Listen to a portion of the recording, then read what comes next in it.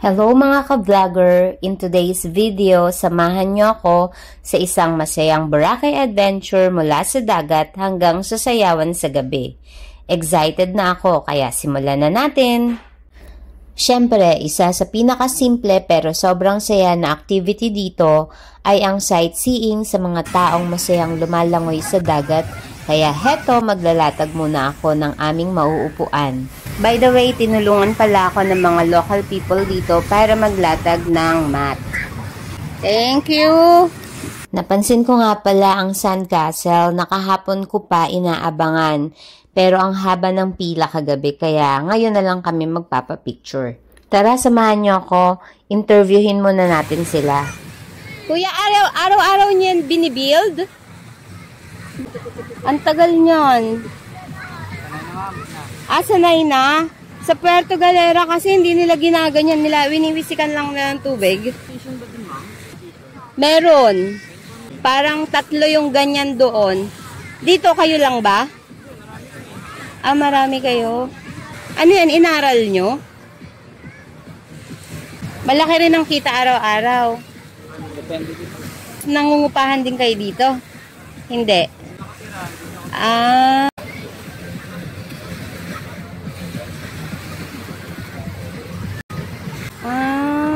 Yun pala yun. Try nyo naman yung parang kakaiba kasi puro castle. Yung castle nyo, lagyan nyo ng duwende. May na kami ganyan, ma'am, tuwing ginagawa namin character. Oo, character. Parang kada buwan, may isa kayong character. May castle, tas may character. Gumagawa kami ng dragon, minion. Kasi may pinaka-ano sila dyan. Ganito gawin nyo. Schedule. May association po pala. Tapos din yung sila yung gumagawa na idea. At pag matapos yung picture nila, Sige, babalikan ko kayo mamaya pag finished product na kayo. As I promise, eto na, binalikan ko na at nagpa-picture na ako ng bonggang-bongga. Alam nyo ba na pwedeng mahanap si Nemo dito sa Boracay? Sakay ng yate at puntahan naman natin ang area kung saan tayo pwedeng mag-helmet diving at hanapin natin si Nemo. Pero syempre, ingat tayo at siguraduhin nating hindi natin sisirain ang nature. Ang saya mag-explore at tumingin sa iba't ibang klase ng isda sa ilalim ng dagat. Nakita nyo na ba si Nemo? Ako nakita ko na, nag-ilang balik-balik sa harapan ko.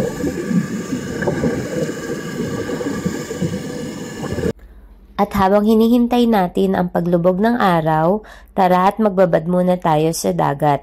At bilangin na rin natin ang mga bangkerong naglalayag ng kanilang magagandang bangka pauwi ng kani-kanilang mga tahanan.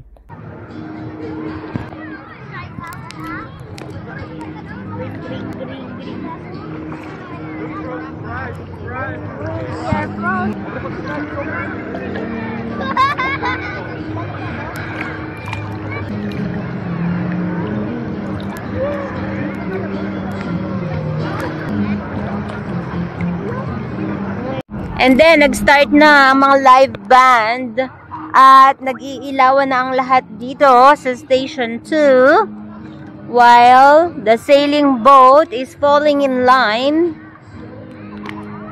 at warm ang water kapag ganitong oras. Masarap magbabad. Very nice. Ayan o, makikita nyo yung reflection ng light sa water. Ang ganda, diba? Super nice, di ba?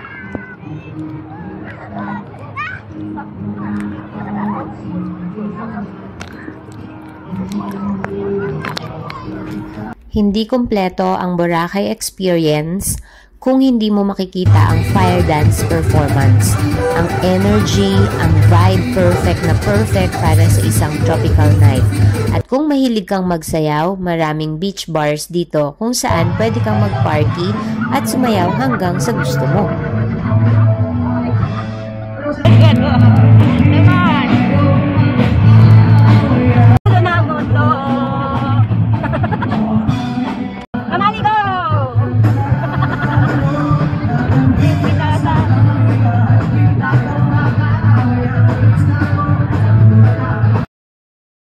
Ngayong araw, samahan niyo ako sa isang napaka-good vibes na lakad dito sa Boracay. White sand, clear water, at endless fun. So, sino nga ba namang hindi mai-inlove sa lugar na ito? Grabe guys, bawat hakbang mo rito parang therapy sa puso. Ramdam mo yung lamig ng tubig, yung dulas ng buhangin, at yung simoy ng hangin parang yakap ng kalikasan. Dito sa Boracay, parang lahat ng stress mo, poof, wala na. Mga ka-vlogger, walang duda, Boracay is one of the best destinations ever. Sobrang worth it ang trip. Ang food, ang vibes. Kung nag-enjoy kayo sa video na to, don't forget to like, subscribe, at share para mas marami pa tayong adventure. Kita-kits sa next trip!